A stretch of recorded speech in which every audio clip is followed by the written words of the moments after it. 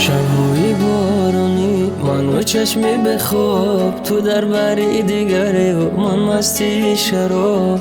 تو حاضر ماهی دیگر در آسمانی هواست، من حالیم همونه که تو رو کردم انتخاب. تو دست به دست میگردی در کوچه های شهر، من حالی در غریبی و با خودم کردم قهر. من نمیدونم چرا نرخی عشقت گران، با یادی تو میمیرم بد میشوی پشیمان. آرام گیریم ابری بهارم، بینگر چگونه مرا کردی خزانم. تو رو وقتی سفید مرا روزی سیاه، نباشی گویا عمر بی تو در زندانم. فراموش کرده ای آن همه وفایم، خیانت کرده ای تو بر عشقی پاکم. رسد روز شبی آواره و تنها، با یادی من میزنی فریادم و به صدا.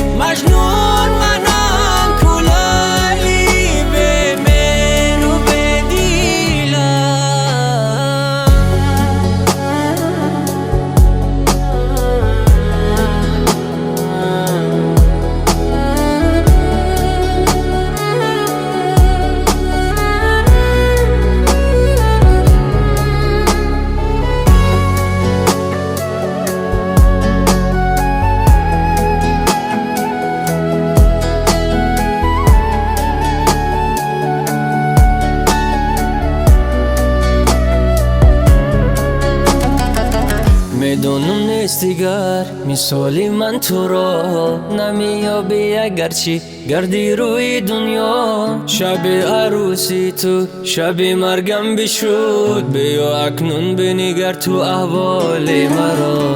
نکردی باورم بشکستی قلبم، زدی تیغی ستم تو در کنج سینم. تبردی آرامشم سوختی تو دنیایم، میمیرم از غمت رحم نمو به حالم. غمگینم من امشب از غمهای تو، برگی خزانم من از دردهای تو. در کنج دلم ماندی تو زخمی، کجایی تو عزیزم نداری رحمی.